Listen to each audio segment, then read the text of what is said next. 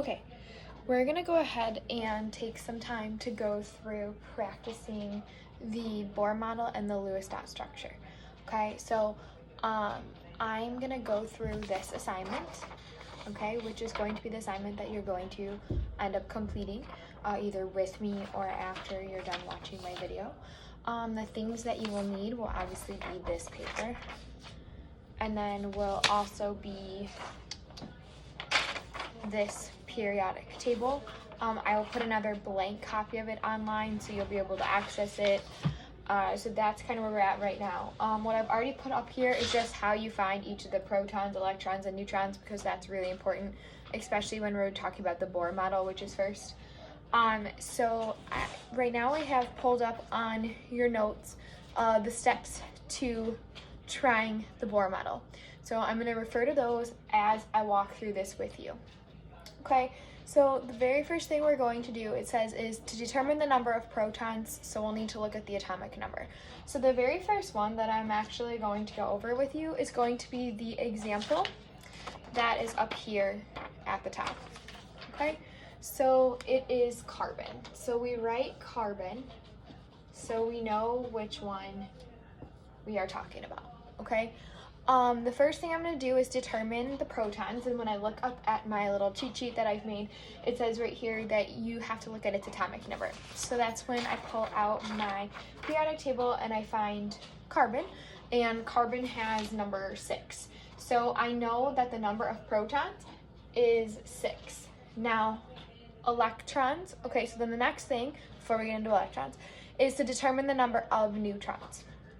So what we have to do is we have to take the atomic mass and subtract it by the atomic number. So when I look at that, I find that the atomic mass for carbon is 32.0. Now, we don't need this part, so all we want to do is round that number, so we will be focusing on the 32. And then we will take our atomic number, which is 6, and then when we take 32, oh, whoa, I was going to say that didn't really make sense. Sorry guys, it's 12. That's my bad. I knew that didn't make sense. Sorry.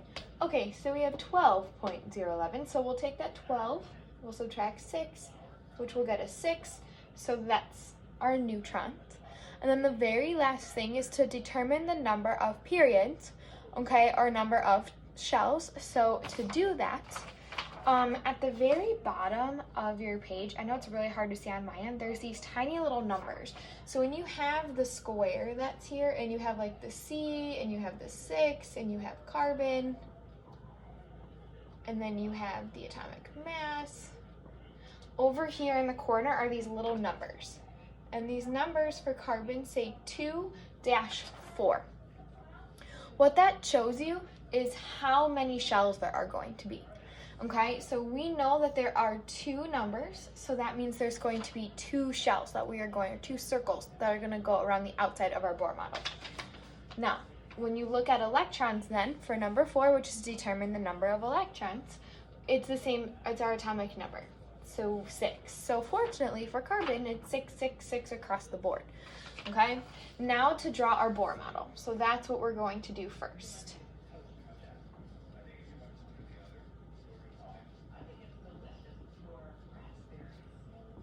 Okay, so for Bohr model, once we have figured these things out, now we need to set it up.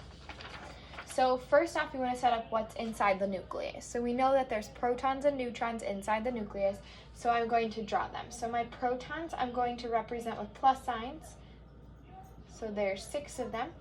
And then my neutrons, I'm going to represent them with N's. I just kind of put them throughout, there's 6 of them. And there we go. Now I'll put a circle around that. And there's my nucleus, that's the start of my Bohr model. So now when I've looked up, I've noticed that I have these 2 circles, okay, which means there will be 2 circles around the outside. What's awesome is these numbers actually tell you how many electrons need to go on each layer. So the first number is 2, So that means I will put 2 dots on the outside there. And then next it says 4, so then on the outside here. And it doesn't really matter where you put them. They don't have to go in a specific spot. It's just that they're present. So, and that, my friends, is exactly how you complete the Bohr model for carbon. Now, the other thing that we've done is we've looked at the Lewis dot structure. I'm kind of afraid to use this color. I'm afraid when I was testing out the video earlier, it wasn't showing up. So that's definitely not going to show up. So I guess we'll just stick with the same color. Sorry, I know I normally color code things, but it's not working out.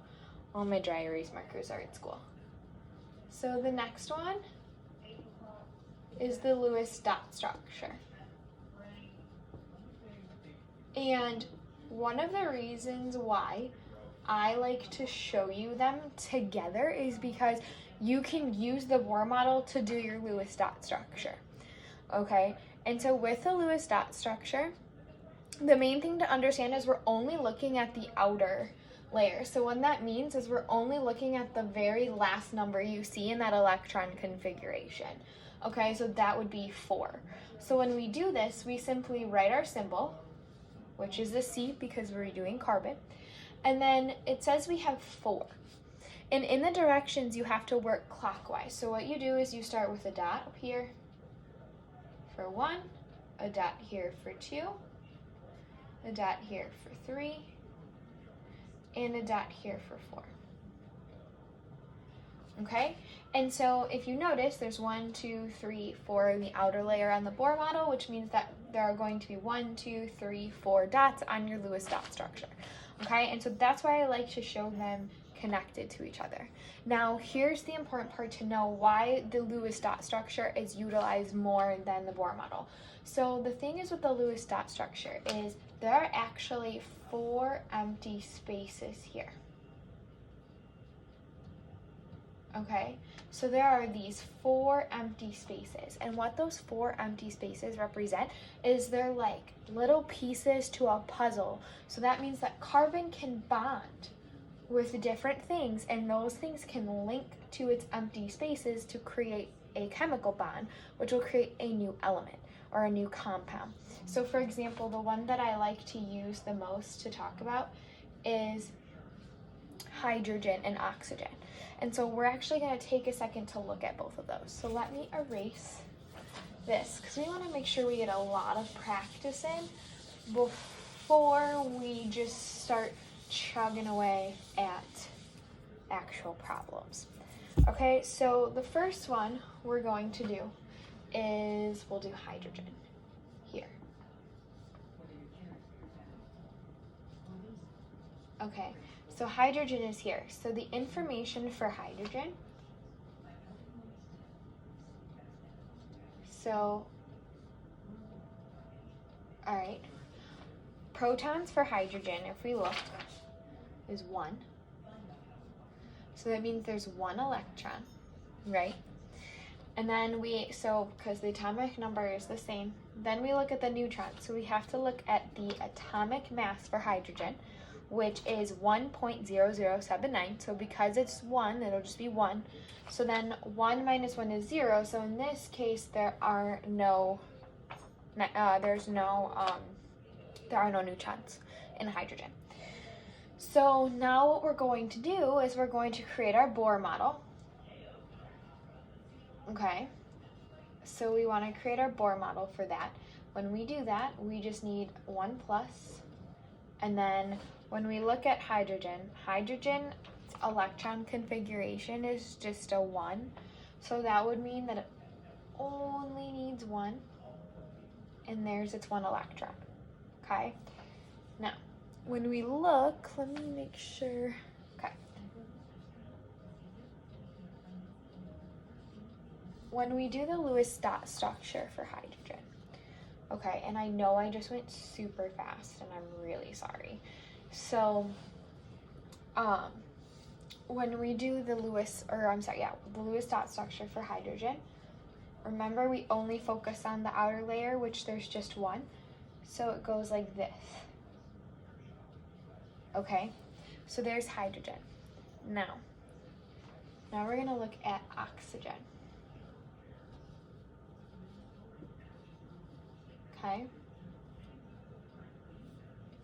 Now, when we look at oxygen, we have our protons again, electrons, and neutrons. Okay, so for protons, again, we look at the atomic number. So when we look at oxygen, oxygen's atomic number is 8. The electrons then will also be 8. And then we have to remember that we look at the atomic mass minus the atomic number. So when we look, and again, I'm just using the table, or the periodic table. So when we look at oxygen, it's 15.99. Because it's 15.99, we're going to want to go ahead and round that up to 16. So then 16 minus 8 equals 8.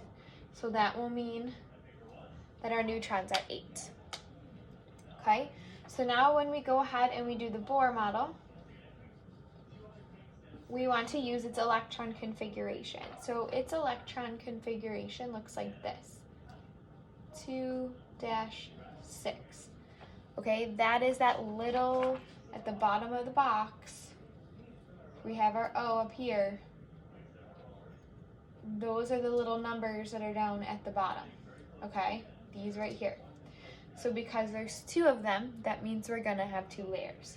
So when we start, we're going to put 8 plus signs for protons, 8 ends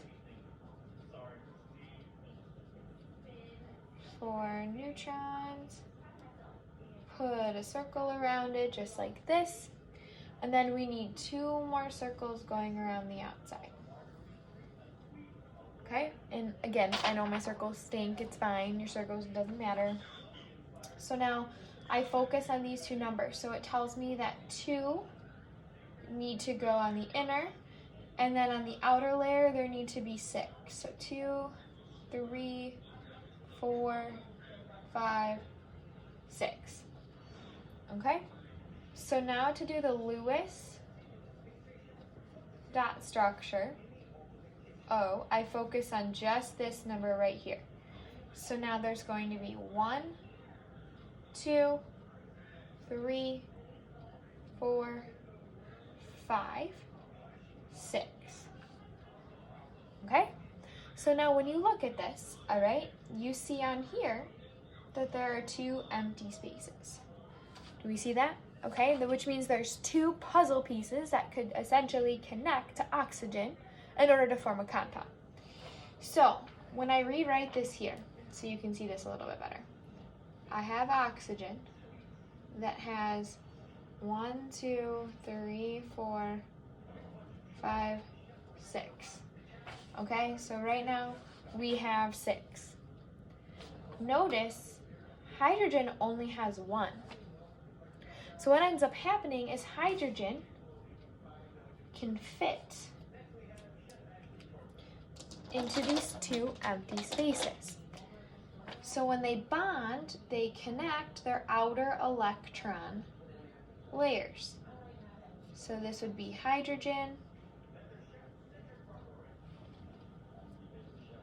This would be hydrogen.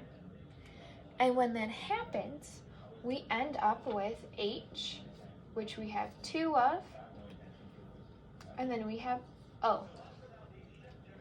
And so they bonded together, and when they bond together and they have H2O, they end up with, hopefully you know, that H2O is equal to water.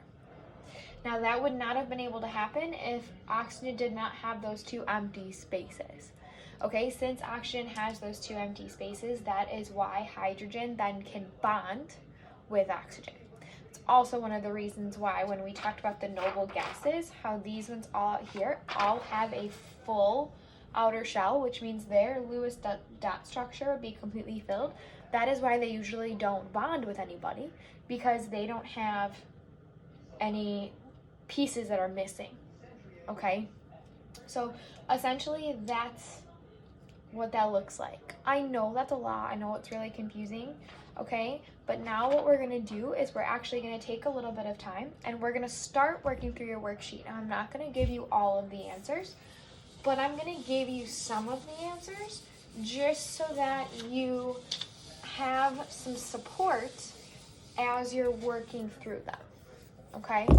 So the first one, so when you pull up your sheet, okay, so this would be a good time to probably pause this video and then pull up your sheet online and then split your screen so that you can look at my sheet and you can also, or your sheet, and then you can also look at my board, okay? So what we're going to do is we're going to focus on certain ones. So I'm actually going to take a look at the one that looks like this. Okay, it just has a 7. Everything else is blank. And then we have a P, E, N over here.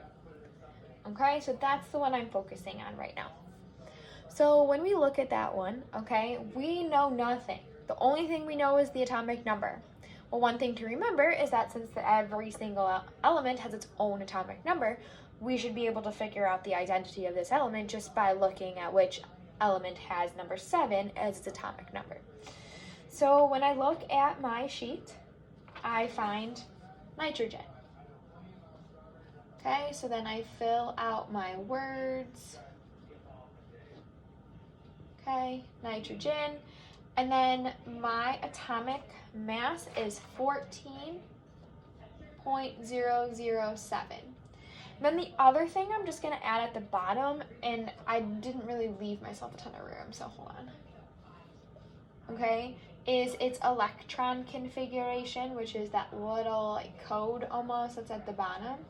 So that says 2-5. So I want that there because that's going to help me with my Bohr model later on.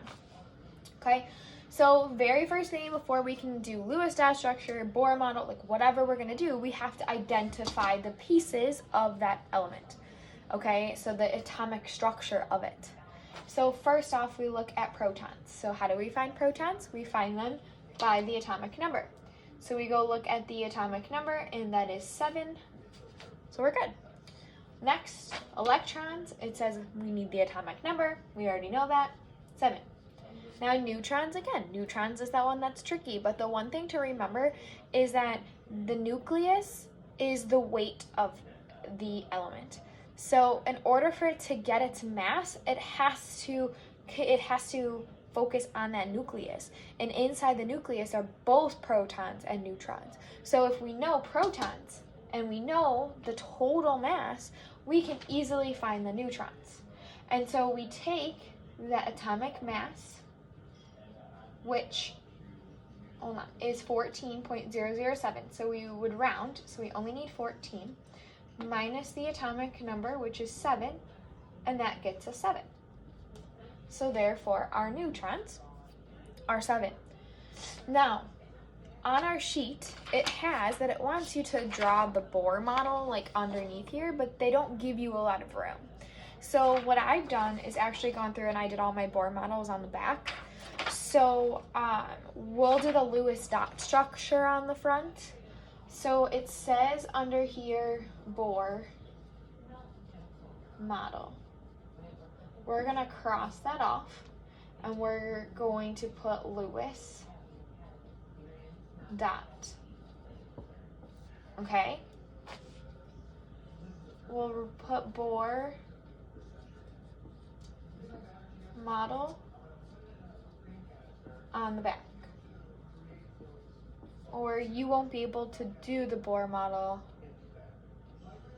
on, ooh, you know what? I have an idea for you guys.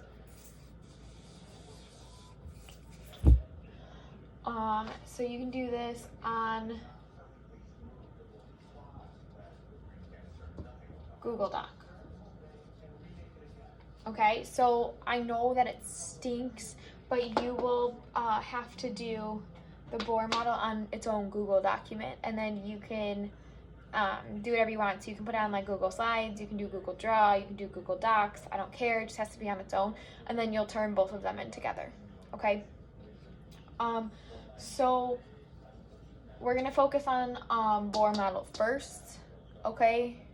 Because that helps us figure out, or actually, no, we won't have to do this because now that we have the electron configuration up, we're good. So when we look at Lewis dot, we're only focusing on this outside layer. So we write our N for nitrogen, and then we have to draw 5 circles. So we start going clockwise, 1, 2, 3, 4, 5. So there is our Lewis dot structure for nitrogen, okay? Then our Bohr model, which you'll do on its own Google document, okay? We put our N's, or our plus signs, which are our protons. There's 7 of them. And then 7 N's. 1, 2, 3, 4, 5, 6, 7. And then we put a circle around them. And then after that, we go ahead and we see that there are 2 layers in our electron configuration. So because we have that, we put our 2 layers around the outside. And then it says, because you can only have 2 on the inside, there's 2 on the inside. And then there's 5 on the outside. Okay? So that's pretty much it. If you have any other questions, you can email me. Otherwise, if you're still struggling, you can go back and re-watch the examples again to see how this is done.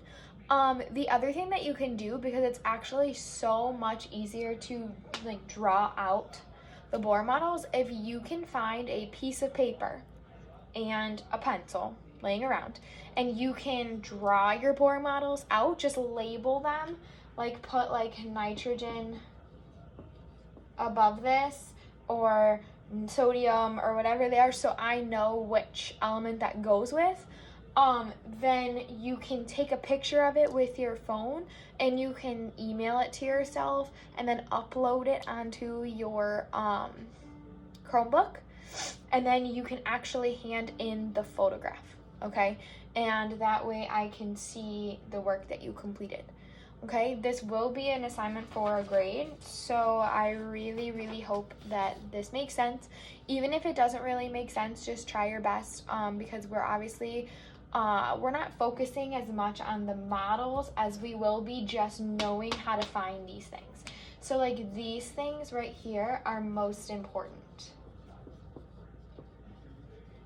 If you struggle with the models, that's okay. But if you know how to find these 3, like you are confident, spot on, you know exactly how to find those 3 things, then you're gonna be set in the long run, okay? Because the next assignment we're gonna do is really only focusing on these 3 things, okay? Like I said, if you have any questions, email me. I hope this was helpful. And like I said, don't stress out about it, okay? Just try your best, all right? Have a great day.